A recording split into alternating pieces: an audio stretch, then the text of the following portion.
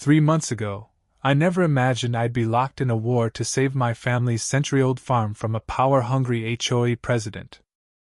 When I first spotted tire tracks slicing through my cornfield, I had no clue I was about to unravel a $60,000 a year fraud scheme that would topple the most entitled woman I've ever met, Lisa, the self-proclaimed queen of Riverside Heights. She thought she could steal my legacy with her illegal shortcut.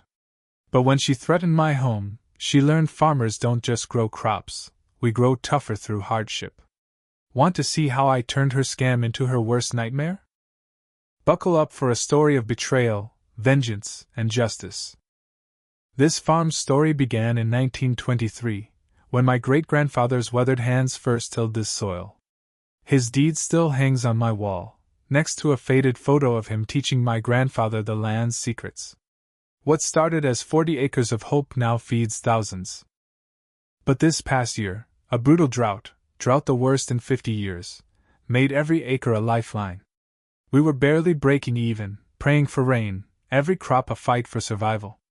So when I saw dozens of tire tracks from luxury SUVs tearing through my field, my heart sank. These weren't lost drivers.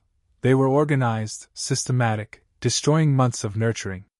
Each track scarred my family's legacy, and someone was going to pay. Hiding behind my barn one morning, I saw her, Lisa, in a gleaming BMW, wearing a designer suit that cost more than a month's crop yield. She wasn't just using the illegal path, she was directing traffic like a twisted crossing guard, her heels sinking into my soil. When I confronted her, her fake smile twisted into a sneer. "Oh, you're the farmer," she spat, as if it were an insult. "We paid millions for these homes. We deserve a faster commute. It's just corn." Just corn? That was my livelihood. When I called her out for trespassing, she laughed, threatening. "I have friends on the city council. This road's getting approved, like it or not." Then, in a jaw-dropping move, she called the police on me, claiming I was harassing her while standing on my land. My cameras, though, caught every second, her threats, her lies, every car she waved through. What I uncovered next turned this from a trespassing spat into a bombshell. My cameras caught Lisa meeting residents at dawn, exchanging cash. An anonymous tip from an HOA board member blew the lid off. Lisa was selling elite access passes for $50 a month, raking in $5,000 monthly, $60,000 a year, straight into her pocket. She'd preyed on fears of rising crime in nearby Oakwood, a rough area with carjackings. "Why risk Oakwood when you can take our safe, private route?" she'd pitch, targeting retirees with fake reports of luxury car thefts. With only 100 passes for 300 homes, she created a frenzy, hiking prices with tales of security costs. Worse, she'd pulled this scam in 3 other communities, using fake amenity passes.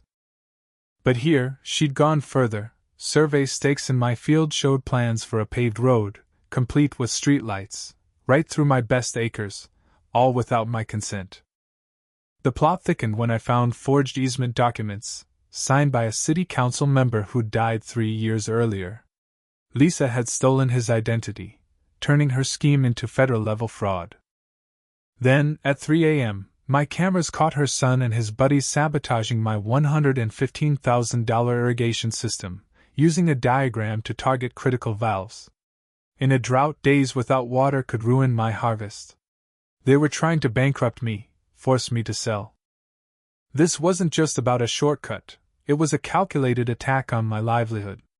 Furious, I stopped playing defense and hired the state's top agricultural rights attorney. She grinned at my evidence. "This isn't just trespassing, it's racketeering." Lisa fought dirty, painting me as a greedy farmer blocking progress on social media and local news. But her lies unraveled when my cameras showed her forging documents in her car, accepting cash, and threatening residents who questioned her. The DA was thrilled. Each resident's testimony about her passes added fraud charges. The trap was set, and Lisa's ego made her walk right into it. During my scheduled fertilizer spreading, fully legal and noticed to the county, Lisa showed up to direct traffic. Her face twisted in horror as her elite route became a manure-covered mess. Police, already there for trespassing complaints, watched her meltdown. Screaming about her rights to my land, she kicked sprinklers, destroying property on camera. In her purse, they found fake passes, cash, and a notebook detailing every scam payment. Handcuffs clicked as her empire crumbled. The HOA meeting that night was chaotic. Lisa thought she'd run the show, but police and furious residents awaited. Evidence piled up: $60,000 in fake passes, forged documents, her son's vandalism, and fraud cases in other states.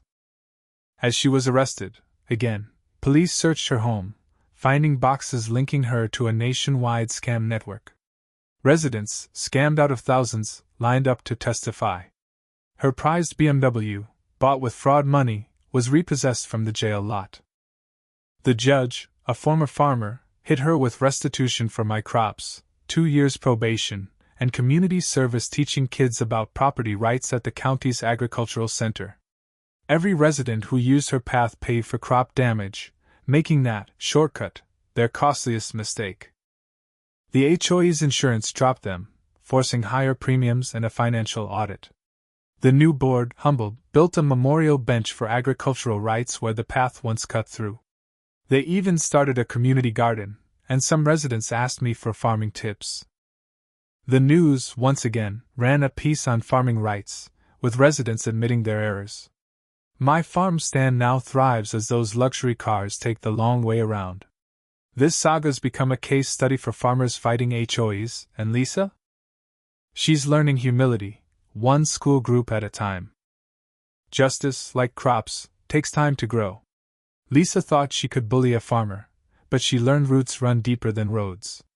What do you think? Did I go too far to protect my land, or was Lisa's downfall deserved? Drop your thoughts in the comments, and share your take on standing up to entitled scammers. Hit subscribe for more stories of fighting back, and let's keep the conversation going.